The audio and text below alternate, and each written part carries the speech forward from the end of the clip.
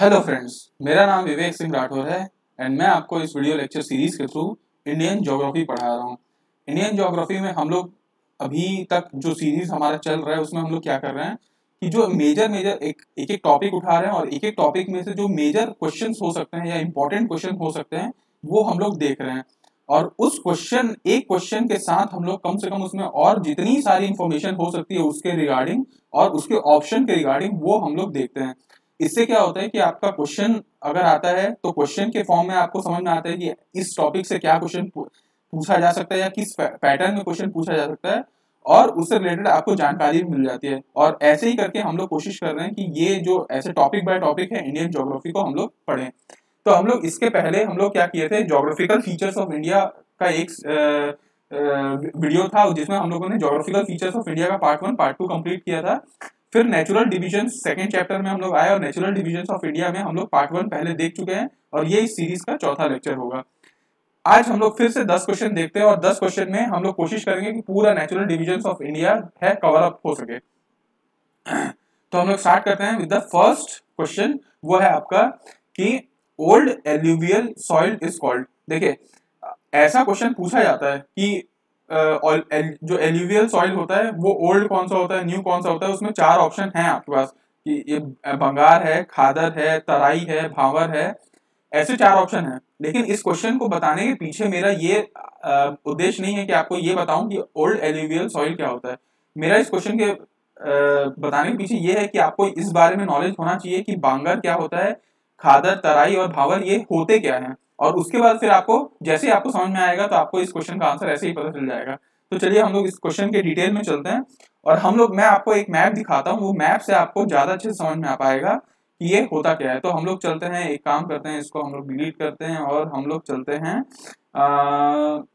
ये है आपका नॉर्दर्न प्लेन्स पे। नॉर्दर्न प्लेन्स वाला सेक्शन में आते हैं और थोड़ा सा डिटेल में इसको थोड़ा सा बड़ा कर देते हैं और आपको दिखाता हूं मैं। ये देखिए, ये है आपका एक मैप जो इंडिया का आपको दिख रहा होगा अगर, ठीक है। इसमें आप और बड़ा कर देता हूं और आपको ये मैप दिखेगा। उसमें आप देख सकते हैं कि देखिए यहाँ पे हिमालयन रेंज है, ये पूरा हिमालयन रेंज है। इसमें आप ये जो छोटे छोटे डॉट्स हैं, ये डॉट्स, ये सारे डॉट्स ये हैं आपके भाभर के, ठीक है। तो ये एरिया को भाभर कहते हैं, भाभर, ठीक है। फिर आता है आपका भाभर के बाद आता है आपका तराई, ठीक है। तराई उसके बाद वाला रीजन है। आप अगर इसमें देख पा रहे होंगे तो भाभर के बाद येलो कलर का जो एरिया है वो आपका ये सारा जो एरिया है ये पूरा आपका तराई वाला एरिया में आता है, ये तराई है। उसके बाद अगर आप ये वाला सेगमेंट देखेंगे तो ये पूरा जो सेगमेंट है ये भांगर है और ये है आपका खादर एरिया, ठीक है। तो ये आपका खादर एरिया है। आप में होपफुली मैप के थ्रू आपको समझ में आ रहा हो कि लोकेशन इसका कहाँ पे है, भाबर, तेराई, बांगर और खादर का। अब मैं आपको ये दिखाता हूँ कि एक्चुअली कहाँ होते क्या हैं। तो आप देखिए, आप अगर हिमालयन रेंज को देखेंगे, हिमालयन रेंज से रिवर्स होती हैं, वो ओरिजिनेट करती हैं, ओरिजिनेट करते करते वो नीचे साइड आती हैं, ठीक है। एक सेकंड, हाँ ये एक सेकंड, इसको हम लोग क्या करते हैं, ये हाँ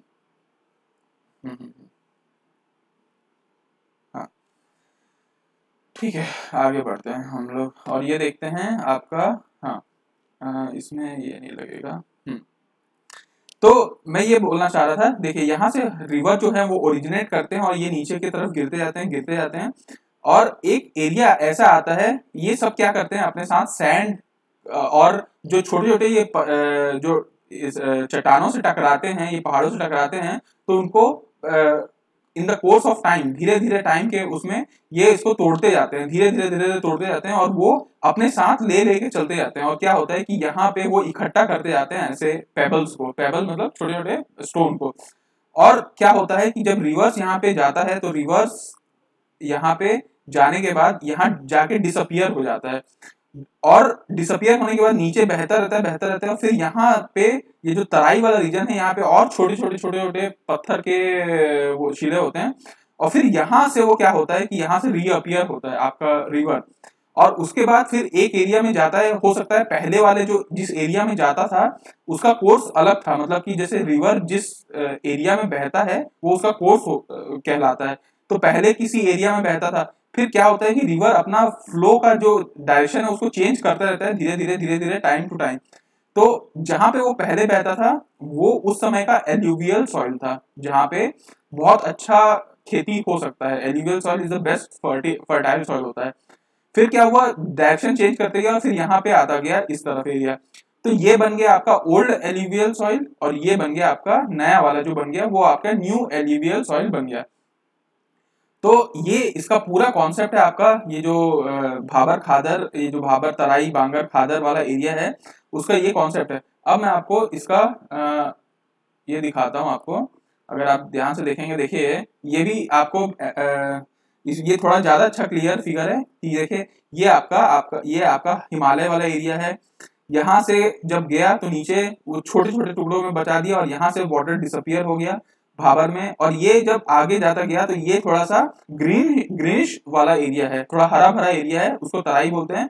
और फिर यहाँ से वाटर निकल के आता है और फिर क्या होता है कि ये जो एरिया है आपका बांगर और ये है आपका खादर। ठीक है, खादर एरिया में आप देख सकते हैं कि ये वाला जो एरिया है ये यहाँ पे पानी भरा हुआ है, यहाँ फ्लड है, यहाँ पे पानी का कोर्स है, मतलब यहाँ पे पानी आ रहा है। तो ये खादर जो एरिया हो गया वो आपका न्यू एल्यूवियल सॉइल हो गया, और भांगर जहां से वो पहले जाता था लेकिन अब नहीं जा रहा है वो आपका हो गया ओल्ड एल्यूवियल सॉइल। तो टोटल कॉन्सेप्ट भाबर तेराई बांगर खादर का यही है कि एक तो, अब आपको मैं एक चीज और दिखाता हूँ, इससे और आपको क्लियर हो जाएगा। देखिएगा भाबर का फोटो आपको दिखाता हूँ, ये है आपका भाबर, जिससे आपको थोड़ा सा समझ में आ रहा होगा कि ये वाटर जो है आपका वो क्या हो रहा है कि जो रिवर है वो आपका डिसअपियर होने को आ गया है। ठीक है, यहाँ पे बहुत कम, जो रिवर अच्छे से फ्लो हो रही थी यहाँ पे रिवर फ्लो ही नहीं हो रही है, वो अंदर ही अंदर चले गई हैं। और ये एरिया आपका नेक्स्ट एरिया है तराई वाला एरिया। तराई वाला एरिया में अगर आप देखेंगे तो थोड़ा सा ग्रीनिश एरिया है जैसा मैंने बताया, और यहाँ से वाटर वापस रीअपियर होने को आ जाता है। तो ये है आपका पूरा एरिया। ठीक है, तो होपफुली मेरे को शायद समझ में आया होगा आपको कि भाबर क्या है, तराई क्या है। तराई थोड़ा सा आपको अगर देख रहे होंगे तो ये थोड़ा मार्श एरिया लगेगा, मार्शी एरिया, मतलब थोड़ा दलदली टाइप का एरिया रहता ही है। यहाँ पे डेंस फॉरेस्ट, वाइल्ड एनिमल्स भी होते हैं आपका तराई एरिया में।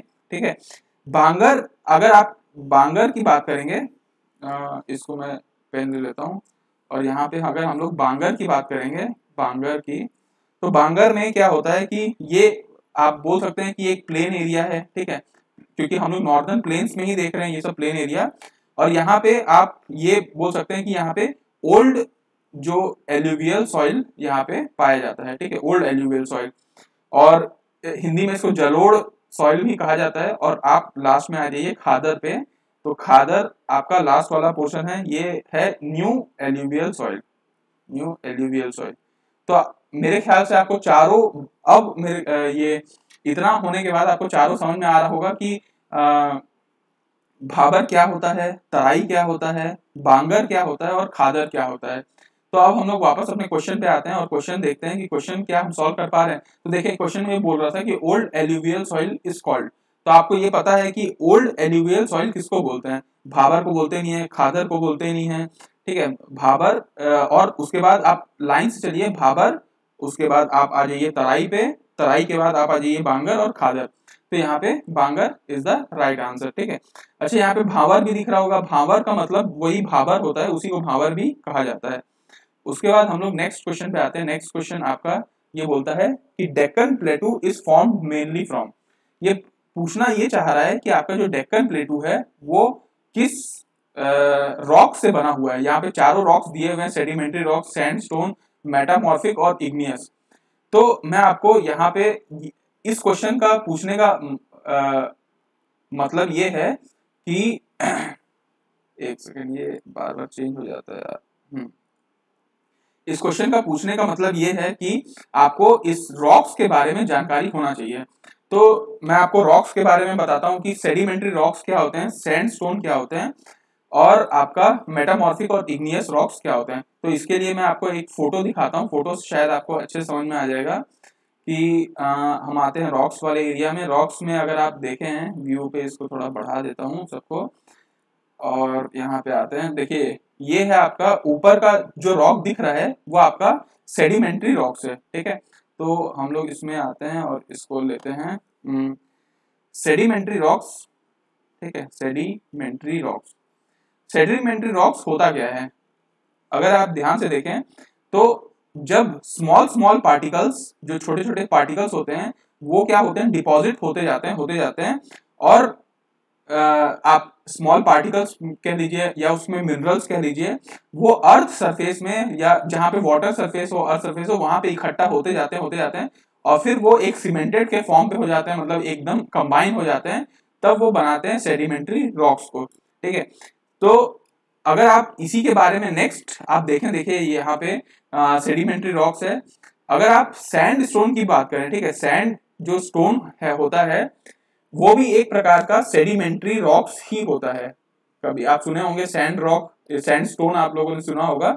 ये क्या होता है, इसमें जो मिनरल और रॉक्स होते हैं वो बहुत फाइन ग्रेन उसमें सैंड के साइज का, ठीक है, उनका जो साइज होता है वो सैंड साइज का होता है, वो जाके एक साथ इकट्ठा हो जाते हैं और सीमेंटेड हो जाते हैं। मतलब कि सीमेंटेड होने का मतलब है कि एक साथ इकट्ठा हो जाना, उस टाइप को हम लोग सैंड स्टोन बोलते हैं।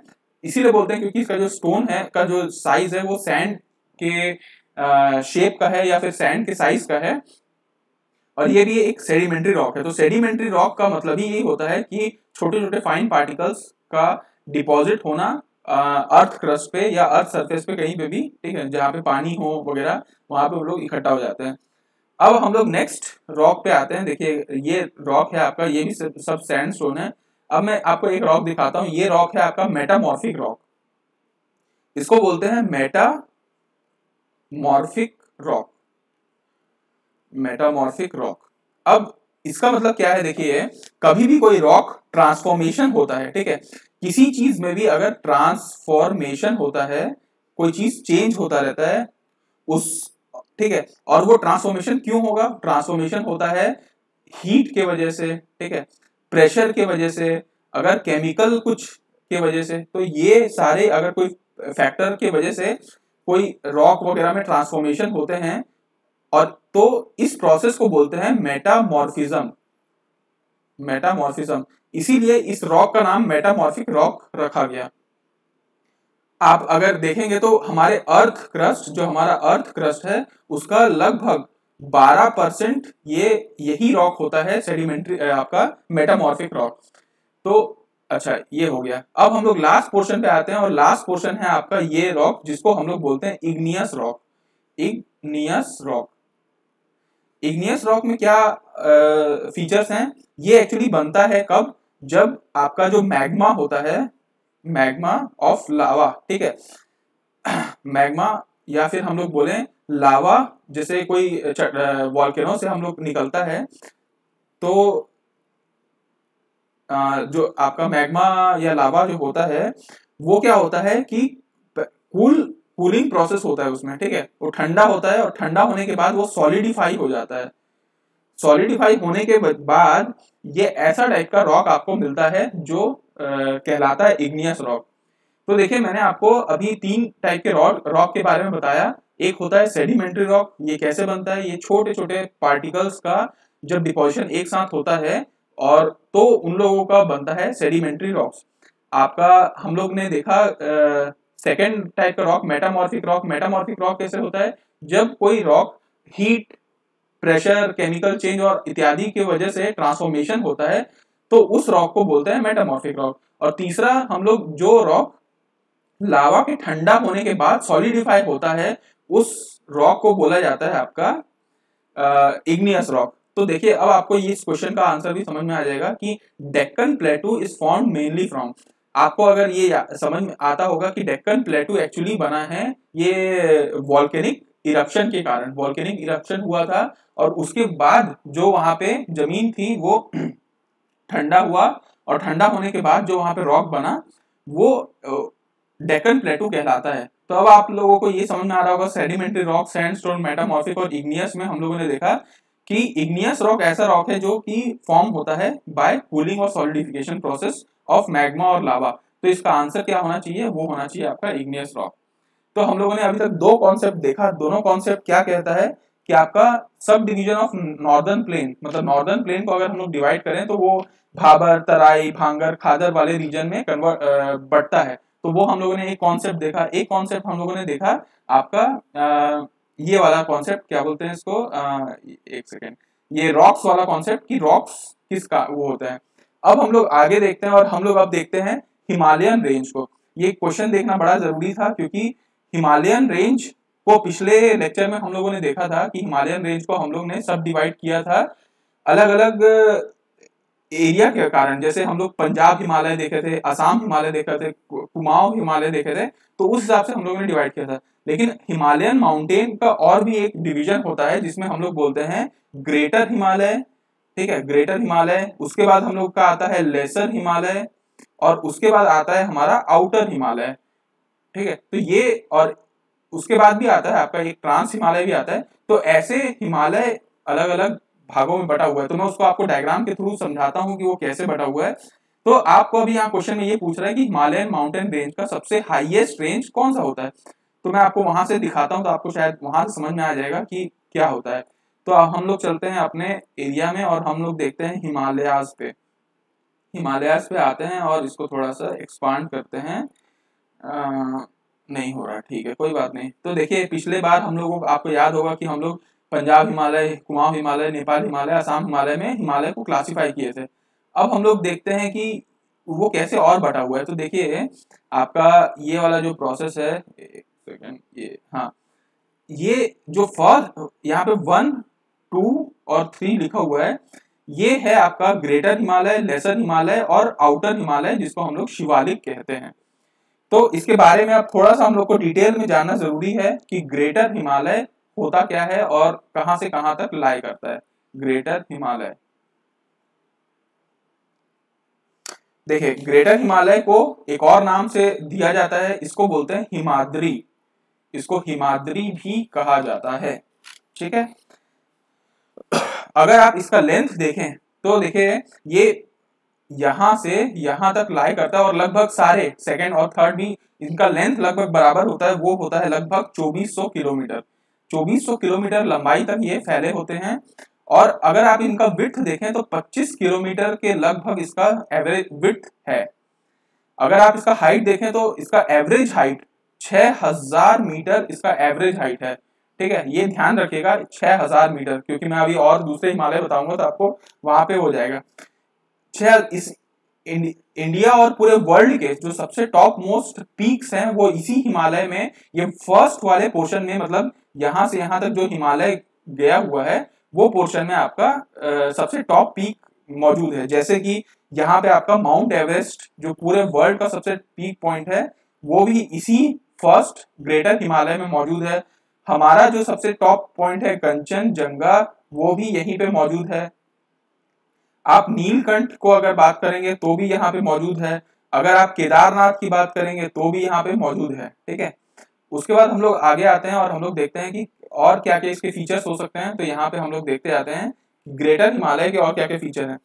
देखिए ये अभी भी ये माना जाता है कि ये स्टिल रेजिंग इन हाइट, ये अभी भी बढ़ रहा है हाइट में, क्योंकि ऐसा माना जाता है कि बीच में जो 33C था उसके बाद यहाँ नीचे वाला जो पोर्शन है और ऊपर वाला जो पोर्शन है आपका वो क्या हो रहा था कि टकराया था और टकराने की वजह से यहाँ पे फोल्ड हुआ था और फोल्ड होने की वजह से माउंटेन बना था। और ये माना जा रहा है कि ये जो नीचे का जो प्लेट है, ये नीचे वाला जो प्लेट है और ऊपर वाला जो प्लेट है वो आपस में अभी भी टकराते रहते हैं और ये इसका जो हाइट है वो धीरे धीरे 1-1 मीटर के करीब बहुत सालों में वो बढ़ता ही जा रहा है, ठीक है।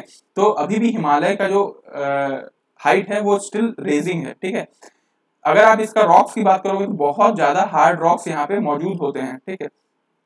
यहाँ कुछ कुछ वैली भी बनते हैं, जो घाटी जिसको बोलते हैं वैली, वो बहुत सारे कुछ कुछ घाटी बने हैं। और ये घाटी क्यों बनते हैं? ड्यू टू इरोजन प्रोसेस के कारण यहाँ पे घाटियां बनना शुरू होती हैं। इरोजन मतलब आप जैसे रिवर फ्लो करता रहता है, तो रिवर बहुत सारे, अब इतना प्रेशर रहता है, उतना उसका वेलोसिटी रहता है कि वो चट्टानों को काटते हुए जाता है, तो इसलिए वहां पे इरोजन होना शुरू होता है। और इसी इरोजन की वजह से कुछ वैलीज बने हैं, जैसे कि आपको कश्मीर वैली ऐसे ही कारणों की वजह से बना है। काठमांडू जो नेपाल में, काठमांडू वैली भी इसी कारण की वजह से बना है। अब हम लोग आगे आते हैं और हम लोग नेक्स्ट पोर्शन को देखते हैं। नेक्स्ट पोर्शन अगर हम लोग देखें ध्यान से, तो यहाँ पे सेकंड पोर्शन है। सेकंड पोर्शन बोला जाता है लेसर हिमालय। लेसर हिमालय, तो हम लोग इसके बारे में थोड़ा सा और डिटेल देखते हैं कि लेसर हिमालय के क्या क्या फीचर हो सकते हैं। लेसर हिमालय के, लेसर हिमालय आप अगर ध्यान से देखे होंगे तो 1 2 3 सब पैरेलल में है एक दूसरे के, तो पैरेलल टू ग्रेटर हिमालय है, वो तो आप समझ सकते हैं। इसका हाइट आप ध्यान रखिएगा, उसका देखिए ग्रेटर हिमालय का एवरेज हाइट कितना था, 6000 मीटर था। लेसर हिमालय का जो एवरेज हाइट है वो 2000 से 3500 मीटर इसका एवरेज हाइट होता है। यहाँ पे जितना स्नोफॉल होते हैं वो सब यहाँ पे मौजूद होते हैं, तो आप जहां भी देखते होंगे कि स्नोफॉल, वो सब लेसर हिमालय के पार्ट हैं। जैसे कि आपको एग्जांपल बता देता हूँ, मसूरी आपने सुना होगा, मसूरी, शिमला, ठीक है, नैनीताल, नैनीताल, दार्जिलिंग, ये सारे जो एरिया हैं वो सब में, वो सब ये सब लेसर हिमालय के ही पार्ट हैं।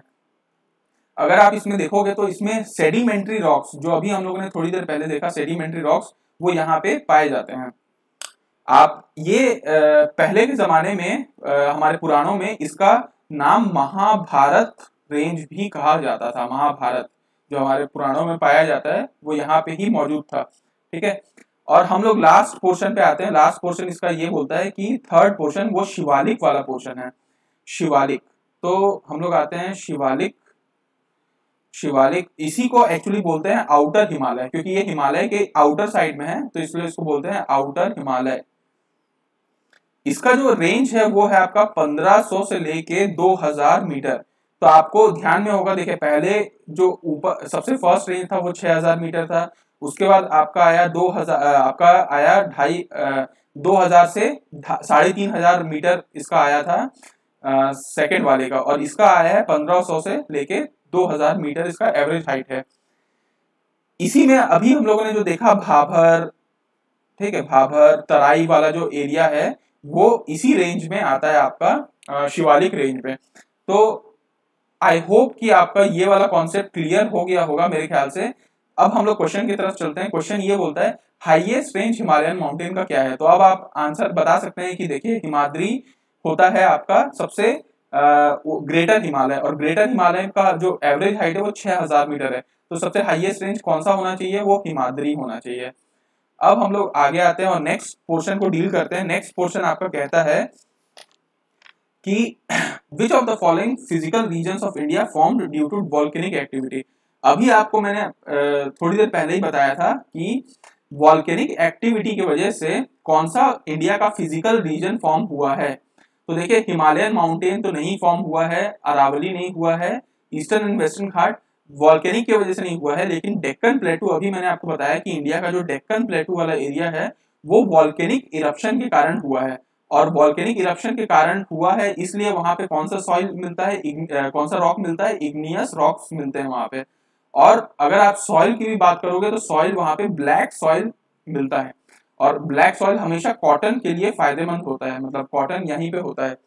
तो ये वाला जो पोर्शन है, अब हम लोग देखिए यहाँ पे हम लोगों ने देखा कि डेक्कन प्लेटू ऐसा होता है। अब कायदे से हम लोगों को डेक्कन प्लेटू के बारे में भी कुछ इन्फॉर्मेशन पता होनी चाहिए। तो डेक्कन प्लेटू के बारे में मैं एक बार देख लेता हूँ कि मेरे पास कोई उसका डायग्राम है कि नहीं। अगर डायग्राम होगा तो उससे हम समझा सकते हैं। प्लेटू में आते हैं तो देखिए शायद है हमारे पास, देखते हैं अगर उससे कुछ समझ में आ पाए तो। देखिए इंडिया का हम लोगों ने अगर मैप देखें तो यहाँ पे देखिए हमारा पूरा इंडिया नेचुरल डिवीजन अगर देखें तो ये ऊपर का ट्रांस हिमालय वाला एरिया है, ये वेस्टर्न हिमालय है, आपका इधर हिमालय ईस्टर्न हिमालय है, ये नॉर्थ ईस्ट एरिया है, ठीक है। उसके बाद ये वाला जो पोर्शन गैंजेटिक प्लेन्स है, जो नॉर्दर्न प्लेन्स है, जो अभी हम लोगों ने थोड़ी देर पहले देखा, डेजर्ट है, ये सेमी एरिड वाला, एरिड मतलब भी थोड़ा डेजर्ट होता है लेकिन सेमी एरिड होता है, मतलब उतना डेजर्ट नहीं है जितना यहाँ पे है। यहाँ ये जो आपका पोर्शन है वो है आपका सेंट्रल हाईलैंड वाला पोर्शन। एक सेकेंड इसको मिटाता हूँ, और ये वाला जो पोर्शन है वो आपका है सेंट्रल हाईलैंड वाला पोर्शन, हम्म। और नीचे अगर हम लोग जाएं तो नीचे ये पोर्शन डेक्कन प्लेटू कहलाता है, जिस डेक्कन प्लेटू की हम लोग बात कर रहे हैं। तो डेक्कन प्लेटू के बारे में हम लोग थोड़ा सा और इंफॉर्मेशन देखते हैं। अगर आप देखें ध्यान से तो ये पोर्शन हमारा इंडिया का जो पोर्शन है वो डेक्कन प्लेटू कहलाता है, ठीक है। ये पूरा जो पोर्शन है वो डेक्कन प्लेटू है। तो डेक्कन प्लेटू के बारे में थोड़ा सा जानकारी ले लेते हैं हम लोग। क्या ले डेक्कन प्लेटू? डेक्कन प्लेटू इसका हिंदी में इसको बोला जाता है दक्कन, ठीक है। ये जो वर्ड आया है दक्षिण, मतलब होता है हिंदी में दक्षिण, तो दक्षिण को दक्कन बोला जाता है और इसको डेक्कन प्लेटू इसका नाम है। इसका जो हाइट है ये एक्चुअली थोड़ा ट्रायंगुलर है, मतलब कि जो इस साइड है ये थोड़ा सा कम उठा हुआ है, और आप नीचे साइड जाते जाते हैं ना तो नीचे साइड ये थोड़ा पॉइंटेड है और ज्यादा उठा हुआ है। मतलब अगर आप इसका नॉर्थ पोर्शन में बात करें तो 100 मीटर लगभग इसकी हाइट है, और ये जब साउथ की तरफ जाते जाते हैं तो इसकी हाइट 1000 मीटर के करीब भी हो जाती है, और ये थोड़ा सा ट्रायंगुलर फॉर्म में स्ट्रक्चर में है। अगर आप यहाँ पे देखें तो 8 इंडियन स्टेट यहाँ इसको इंडियन स्टेट इसमें इन्वॉल्व है, मतलब कहीं ना कहीं इस प्लेटू में भागीदारी है, ठीक है। मेनली अगर आप देखें तो मेनली तेलंगाना, आंध्र प्रदेश, महाराष्ट्र और कर्नाटक, मतलब आपका है तेलंगाना एरिया, ये पूरा आंध्रा एरिया है, महाराष्ट्र वाला एरिया है, और ये कर्नाटक वाला है, यहाँ मेनली इसका रुतबा है, ठीक है। उसके बाद हम लोग और आगे आते हैं, और आगे हम लोग देखते हैं कि ये देखिए ये वाला जो पोर्शन है पूरा ये पूरा पोर्शन वेस्टर्न घाट और ईस्टर्न घाट है। ये वेस्टर्न घाट, ये ईस्टर्न घाट। वेस्टर्न घाट और ईस्टर्न घाट को ये सेपरेट करता है, ये इसकी एक खास बात है, ठीक है। और अगर आप देखो तो ऊपर इंडिया इधर वाला जो पोर्शन है ये गैंजेटिक प्लेन्स है, और ये वाला जो पोर्शन है ये है आपका डेक्कन प्लेटू। तो आप अगर उधर से देखोगे तो गैंजेटिक जो प्लेन है और आपका डेक्कन प्लेटू है उसको सेपरेट कौन करता है? तो यहाँ पे देखिए, अगर आप हम लोग पिछला लेक्चर आप देखेंगे तो यहाँ पे था विंध्यन रेंज, यहाँ पे विंध्यन रेंज था, और यहाँ पे आपका सतपुड़ा रेंज भी था, यहाँ पे बीच में आपका सतपुड़ा रेंज था। तो विंध्या और सतपुड़ा रेंज ऐसे रेंज हैं जो आपका गैंजेटिक प्लेन और डेक्कन प्लेटू को एक दूसरे से अलग करते हैं, और खुद डेक्कन प्लेटू वेस्टर्न घाट और ईस्टर्न घाट को अलग करता है। तो कम से कम आपको अगर डेक्कन प्लेटू के बारे में कुछ भी इंफॉर्मेशन देखना है तो आपको ये जानकारी तो होनी चाहिए। तो देखिए यहाँ पे इसका आंसर क्या होना चाहिए? इसका आंसर नो डाउट कि वॉल्केनिक एक्टिविटी के कारण डेक्कन प्लेटू ही बना है, ठीक है। अब हम लोग आगे आते हैं और हम लोग देखते हैं आपका पटकई माउंटेन रेंज के बारे में। क्वेश्चन पूछ रहा है Patkai mountain range is located in which part of the country. तो हम लोग अगर थोड़ा सा देखें, मेरे शायद हमारे पास अगर कुछ होगा माउंटेन रेंज, देखिए अगर आप यहां से थोड़ा सा ध्यान में देखेंगे तो माउंटेन रेंज बहुत सारे रेंज है, अगर ठीक है। आप यहाँ पे देखें तो यहाँ पे काराकोरम है, यहाँ पे जस्कर है, यहाँ पे पीर पंजल रेंज है, ठीक है। ये सब पैरेलल हैं, अगर आप ध्यान से देखेंगे तो ये पूरा पैरेलल रेंज है, ये जस्कर पैरेलल रेंज है, पीर पंजल यहाँ पे पैरेलल रेंज है। उसके बाद अगर हम लोग आते हैं तो यहाँ पे बहुत सारी हैं, देखिए यहाँ पे आपका नाम दिख रहा होगा पटकाई बूम, जो पटकाई की बात कर रहे थे पटकाई रेंज की, वो यहीं पे है। यहाँ पे एक रेंज है नागा हिल्स, यहाँ पे है गारो हिल्स, खासी और जयंतिया। तो अगर आप पूरे नॉर्थ ईस्ट रीजन को देखेंगे, नॉर्थ ईस्ट रीजन, ठीक है, तो यहाँ ये नॉर्थ ईस्ट रीजन कैसे डिवाइड हो सकता है? ये डिवाइड हो सकता है 3-4 चीजों में, जैसे कि इसको हम लोग ईस्ट हिमालय को हम लोग अलग कर सकते हैं, ईस्टर्न हिमालय, ठीक है। यहाँ पे आता है पटकई रेंज, तो पटकई रेंज से आप इसको अलग कर सकते हैं, पटकई रेंज। उसके बाद नॉर्थ ईस्ट हिमालय को और कैसे अलग कर सकते हैं? ये ब्रह्मपुत्र का रिवर, ये जो नदी है ये ब्रह्मपुत्र का एरिया है, तो ब्रह्मपुत्र रेंज में आप अलग कर सकते हैं। और यहाँ पे आप अगर आप देखें तो यहाँ बैरक वैली है, यहाँ पे घाटी है बैरक वैली, तो आप बैरक वैली प्लेन, इसमें भी आप इसको अलग कर सकते हैं। तो नॉर्थ ईस्ट रीजन हमारा 4 भागों में बटा होता है। अगर ज्योग्राफिकली आप देखें तो ईस्ट हिमालय होता है, पटकई रेंज होता है, ब्रह्मपुत्र वैली होता है, और बैरक वैली वाला एरिया होता है। यहीं पे अगर आप इस पूरे नॉर्थ ईस्ट रीजन की अगर आप बात करें, एक सेकेंड इसको मैं मिटा देता हूं, ठीक है। हम लोग नॉर्थ ईस्ट रीजन की बात करें तो नॉर्थ ईस्ट रीजन आपका यहाँ पे खूब मेनली पेट्रोलियम और नेचुरल गैस बहुत अधिक मात्रा में मिलते हैं, ठीक है। तो जनरली अगर पेट्रोलियम नेचुरल गैस की अगर हम लोग बात करते हैं तो या तो हम लोग अरेबियन सी की तरफ आते हैं और यहाँ पे ये वाला जो एरिया है यहाँ पे हम लोग देखते हैं, और कुछ यहाँ पे गुजरात वगैरह एरिया में इस वेस्टर्न एरिया में पाया जाता है, और पेट्रोलियम इस एरिया में भी पाया जाता है, क्योंकि ये माना जाता है कि ये जो प्लेट था ये प्लेट आपका दूसरा था और उधर का प्लेट दूसरा है, वो दोनों मर्ज होके फोल्ड करते गए और ये यहाँ पे हिमालय का वो हुआ, ठीक है। तो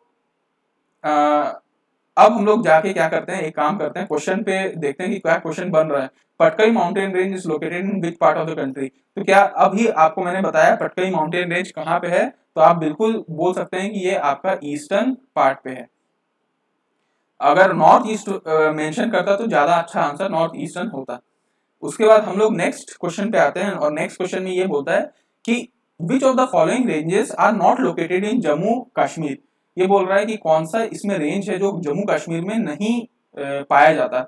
तो इसके लिए आपको चारों रेंज के बारे में पता होना चाहिए। सतपुड़ा के बारे में तो मैंने पिछले लेक्चर में बता चुका है, सतपुड़ा, विंध्याचल, अरावली, तीनों रेंज के बारे में डिटेल्ड आपको पिछले लेक्चर में बताया है। इन तीनों के बारे में नहीं बताया, तो इन तीनों के बारे में हम लोग थोड़ा सा ध्यान से देखते हैं, काराकोरम, जस्कार और लद्दाख के बारे में। तो देखिए अगर आप यहाँ पे हम लोग आते हैं और इसी मैप में अगर आप थोड़ा सा इसको फोकस करेंगे तो आप ध्यान से देख पाएंगे कि यहाँ पे हम लोग पहले ही मेंशन कर चुके हैं। ये है आपका काराकोरम रेंज, ठीक है, आपका जस्कर रेंज और पीर पंजल रेंज। अब हम लोग इसके शायद मेरे पास काराकोरम के बारे में और थोड़ा सा डिटेल होना चाहिए। आई थिंक जस्कर के बारे में है। देखिए काराकोरम रेंज, ये है आपका काराकोरम रेंज जो आपको शायद यहाँ पे दिख रहा होगा, ठीक है। काराकोरम है, ये जस्कर है और ये है आपका पीर पंजल। तो हम लोग थोड़ा सा काराकोरम के बारे में डिटेल में हम लोग स्टडी करते हैं कि काराकोरम क्या बोलता है। हाँ, कहाँ लिखें हम लोग, नीचे साइड में लिखते हैं। यहाँ पे हम लोग मेंशन करते हैं काराकोरम। आप होप सो आपको वो लोकेशन याद हो गई होगी, काराकोरम कहाँ पे है। आपको मैंने फोटो भी दिखाया काराकोरम कैसा दिखता है। अब आप देखिए कि काराकोरम का क्या है। ये अगर आप ध्यान से देखेंगे, ऊपर से वापस चलते हैं, ये काराकोरम बॉर्डर शेयर करता है। बॉर्डर किसके किसके बीच में, देखिए इंडिया, आपका इंडिया तो है ही, इंडिया में तो काराकोरम मौजूद है ही। इसके बाद ये काराकोरम पाकिस्तान वाला एरिया में भी जाता है, ठीक है। पाकिस्तान में भी कहाँ पे, पाकिस्तान का जो हमारा पीओके वाला एरिया है, गिलगिट और बाल्टिस्तान, ये वाला जो एरिया है इसमें आपका काराकोरम रेंज मौजूद है। इसके बाद अगर हम लोग देखें, ये चाइना वाला जो है, जो LAC के बाद है, वहां पे भी ये मौजूद है। तो चाइना में कौन सा वाला चाइना में है, अक्साई चीन, जिसको अक्साई चीन कहा जाता है, वो में उसमें ये मौजूद है। और हमारे इंडिया में कहा मौजूद है, तो इंडिया में लद्दाख एरिया में ये मौजूद है। तो आपको कम से कम ये जो काराकोरम रेंज है उसका आपको ये पता होना चाहिए कि किस लोकेशन पे यहाँ मौजूद है। आप डायग्राम देख के भी आप इसको देख सकते हैं। अब आपको यहाँ पे आते हैं कि इसके कुछ खास बात में काराकोरम रेंज के बारे में अगर आप देखें तो ये second highest mountain range of world है, ठीक है। अगर आप रेंज की बात करते हैं तो second highest mountain range of world, ठीक है। इसी में अगर आप देखें, देखिए ये है K2, वर्ल्ड की सबसे पीक माउंटेन कहां पे है, वो है आपका माउंट एवरेस्ट। सेकेंड नंबर की पीक पॉइंट कहां पे है, वो है K2, जिसको हम लोग बोलते हैं गॉडविन ऑस्टिन। गॉडविन ऑस्टिन भी इसका नाम होता है। और ये कहां पे मौजूद है, ये काराकोरम रेंज में ही आपका मौजूद है। इसकी हाइट मैंने पहले भी बताई है, फिर से बता देता हूं, 8611 मीटर इसकी हाइट होती है। आप कुछ बहुत अच्छे अच्छे जो ग्लेशियर हैं वो भी इसी काराकोरम रेंज में मौजूद हैं, जैसे कि सियाचिन ग्लेशियर के बारे में आप लोगों ने सुना होगा। सियाचिन ग्लेशियर ये भी इसी रेंज में मौजूद है। अगर आपने एक और नाम सुना होगा बियाफो ग्लेशियर, बियाफो ग्लेशियर भी यहीं पे मौजूद है। तो एटलीस्ट आपको अगर काराकोरम रेंज के बारे में कुछ भी लिखना है तो आप इतने पॉइंट का तो मेंशन करिए कि वो है कहाँ पे। आपका जो माउंटेन रेंज है काराकोरम, वो इंडिया, पाकिस्तान, चाइना में है। इंडिया में कहाँ? लद्दाख वाले एरिया में। पाकिस्तान में कहाँ? गिलगिट बाल्टिस्तान। चाइना में कहाँ? अक्साई चीन पे। उसके बाद आपको ये पता होना चाहिए कि ये पूरे वर्ल्ड का सेकंड हाईएस्ट माउंटेन रेंज है। यहाँ पे केटू मौजूद है, गॉडविन ऑस्टिन, जिसका हाइट 8611 मीटर है। सियाचिन ग्लेशियर यहाँ पे मौजूद हैं और यहाँ पे बियाफो ग्लेशियर भी मौजूद हैं। अगर आप यहाँ पे पास की बात करोगे तो यहाँ काराकोरम पास, जिस उन्हीं के नाम से रखा गया है, वो भी यहाँ पे मौजूद है। एक्चुअली अगर आप इसका एंशियंट नाम देखोगे कि काराकोरम को एंशियंट क्या बोला जाता है, तो काराकोरम का एंशियंट नाम था आपका कृष्णगिरी। कृष्णगिरी। ये माउंटेन थोड़ा ब्लैक कलर का हुआ करता था, इसलिए इसका नाम कृष्णगिरी रख दिया। गिरी मतलब पहाड़ और कृष्ण के नाम से रखा गया। ठीक है, तो इसका और इसीलिए काराकोरम भी है। कारा का मतलब काला ही होता है, तो इसी वजह से इसका नाम भी काराकोरम रखा गया। तो एटलीस्ट आपको इतना जानकारी होना चाहिए। अब हम लोग नेक्स्ट रीजन पे आते हैं। नेक्स्ट रीजन क्या कहता है?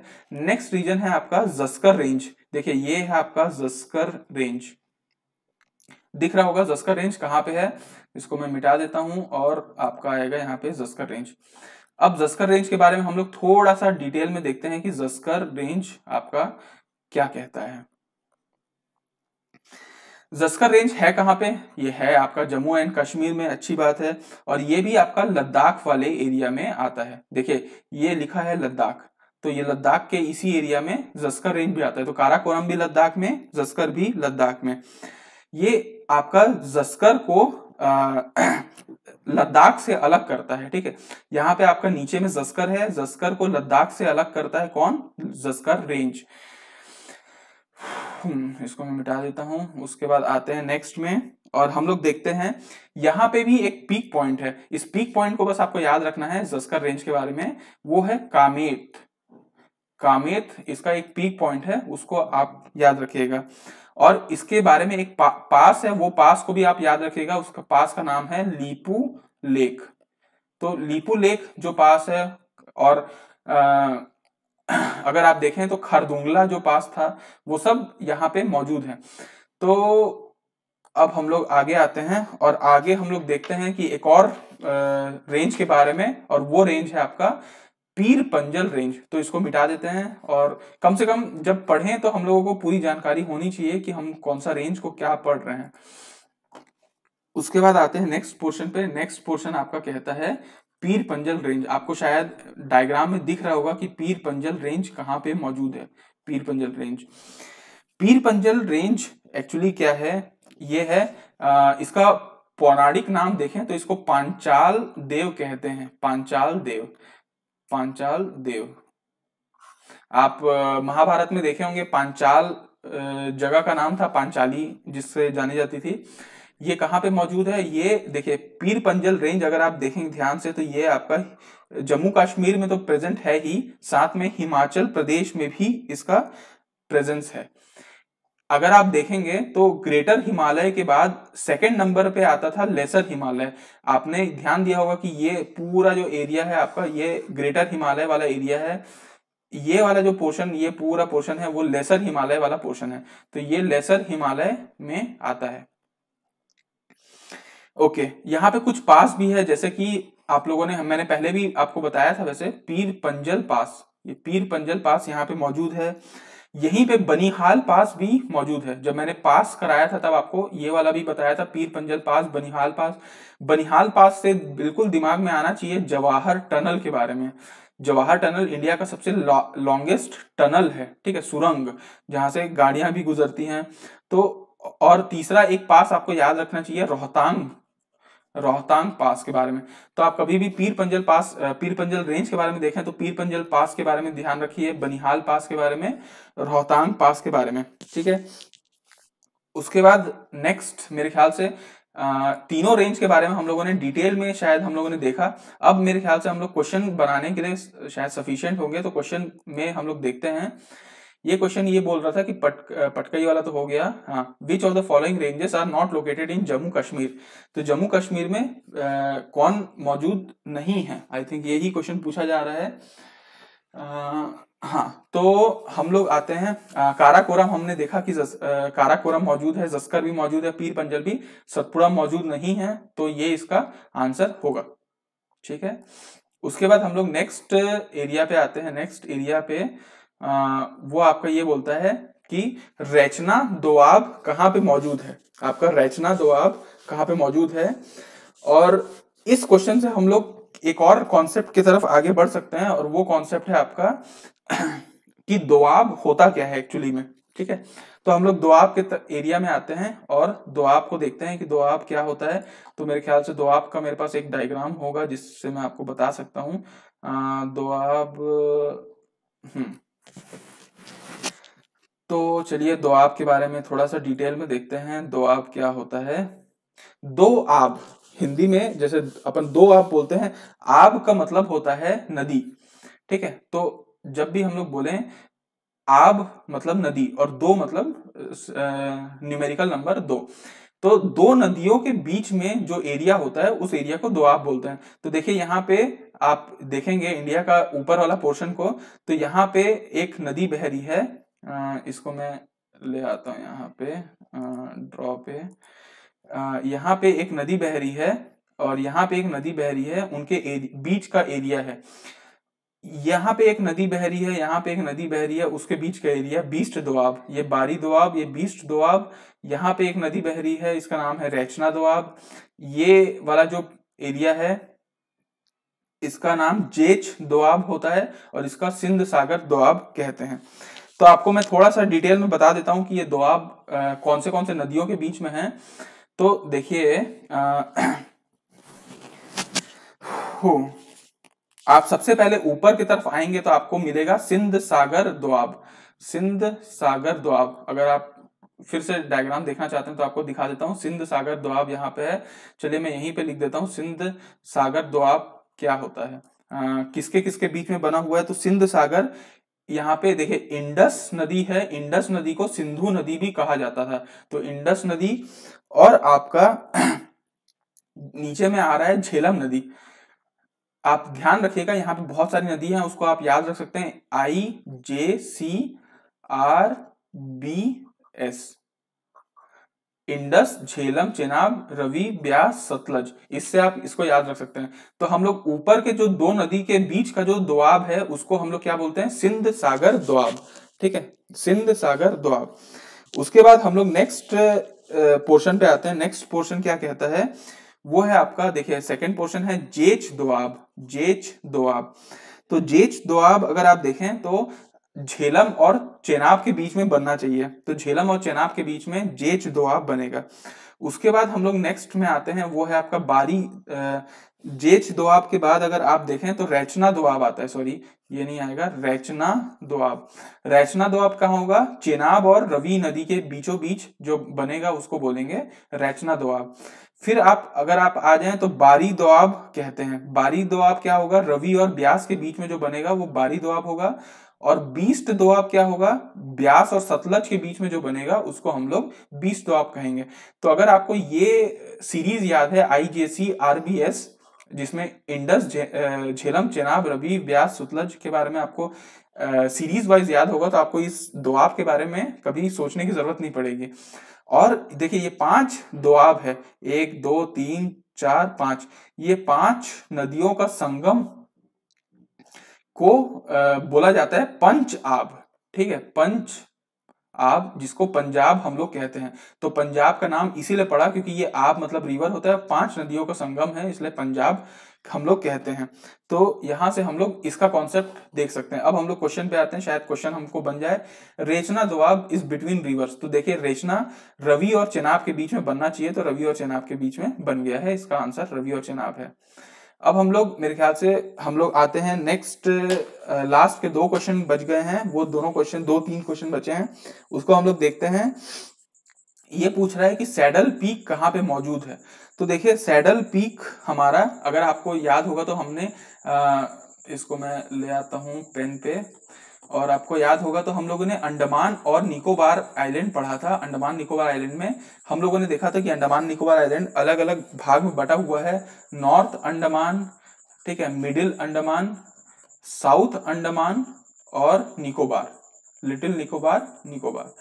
तो ऐसे अंडमान और निकोबार आइलैंड बटा हुआ है। इसमें सैडल पीक कहाँ पे मौजूद है? तो सैडल पीक हमारा नॉर्थ अंडमान में मौजूद है। यहाँ पे वो सैडल पीक है।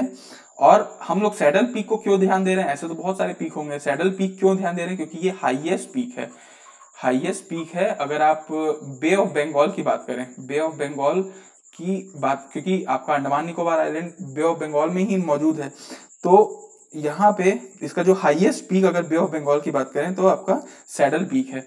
और यहीं पे एक सैडल पीक नेशनल पार्क भी है, सैडल पीक नेशनल पार्क। तो आपको सैडल पीक इसलिए भी याद रखना है। तो सैडल पीक नॉर्थ अंडमान में मौजूद है। कहाँ पे है? हाईएस्ट, ये हाईएस्ट पीक है और यहाँ पे एक नेशनल पार्क भी है। तो हम लोग इस क्वेश्चन को डील कर लिया। उसके बाद हम लोग नेक्स्ट क्वेश्चन पे आते हैं। नेक्स्ट क्वेश्चन आपका ये कहता है कि व्हीलर आइलैंड कहाँ पे मौजूद है। व्हीलर आइलैंड पढ़ने के लिए हम लोग पहले एक फिगर देखते हैं और फिगर में हम लोग कोई आइलैंड्स के बारे में आते हैं। आइलैंड्स में हम लोग देखें तो देखिए ये है आपका, अगर इसको थोड़ा सा हम लोग एक्सपांड कर दें तो ये है आपका उड़ीसा तट, उड़ीसा कोस्ट है। और उड़ीसा कोस्ट में ये आता है आपका व्हीलर आइलैंड, ठीक है। ये छोटा सा आइलैंड है जिसको बोलते हैं हम लोग व्हीलर आइलैंड। तो व्हीलर आइलैंड के बारे में हम लोगों को कायदे से जानकारी होना चाहिए कि व्हीलर आइलैंड की क्या इंफॉर्मेशन हम लोग ले सकते हैं।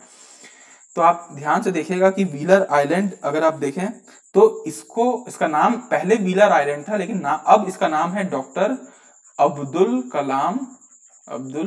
कलाम आइलैंड, ठीक है। इनके नाम से 2015 में इनका ये आइलैंड का नाम चेंज करके डॉक्टर अब्दुल कलाम आइलैंड रखा गया। कहाँ पे मौजूद है? ये ओडिशा के तट में मौजूद है, ठीक है, ओडिशा के कोस्ट में मौजूद है अगर आप देखें। और ये है कहाँ पे? बे ऑफ बंगाल में ही, यहाँ पे, क्योंकि ये एरिया तो पूरा बे ऑफ बंगाल का ही आता है ना। और ये चांदीपुर, जो चांदीपुर का मिसाइल टेस्टिंग रेंज है उसके जस्ट पास में ये मौजूद है। अगर आप यहाँ देखें तो यहाँ व्हीलर आइलैंड क्यों या डॉक्टर अब्दुल कलाम आइलैंड क्यों फेमस है? यहाँ पे इंटीग्रेटेड टेस्ट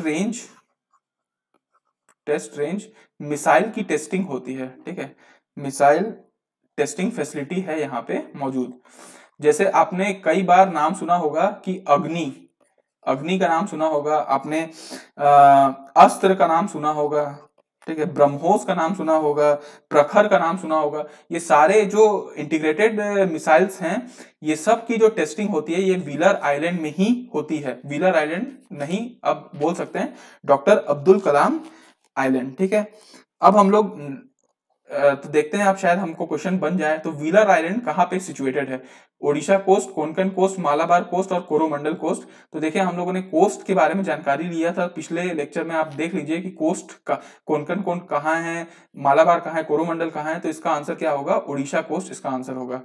और हम लोग अब लास्ट क्वेश्चन की तरफ आते हैं। लास्ट क्वेश्चन ये कहता है आपका कि which of the following famous city is located in Salcete island. Salcete island कहाँ पे है तो पहले ये पता होना चाहिए, और फिर हम लोग देख सकते हैं कि कौन सा फेमस सिटी वहां पे सिचुएटेड है। तो हम लोग इसमें थोड़ा सा नीचे आते हैं और देखते हैं। देखिए यहाँ पे मौजूद है, ये सालसेट आइलैंड है। सालसेट आइलैंड एक्चुअली आपका जो आज का मुंबई का एरिया है वहां पे उसी को सालसेट आइलैंड कहा जाता है। तो हम लोग यहाँ पे आते हैं ड्रॉ में और इसको लेते हैं। ये है आपका सालसेट आइलैंड, ठीक है, सालसेट आइलैंड।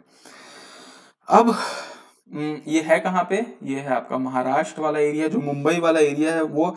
इसके साथ में आप मुंबई के साथ में आप थाने को भी जोड़ सकते हैं। थाने भी इसी सालसेट आइलैंड को मिलकर बना हुआ है। एक्चुअली ये 7 ग्रुप ऑफ आइलैंड था, छोटे छोटे 7 ग्रुप ऑफ आइलैंड बोला जाता था, और उसको फिर मर्ज कर दिया गया और नाम दे दिया गया सालसेट आइलैंड में।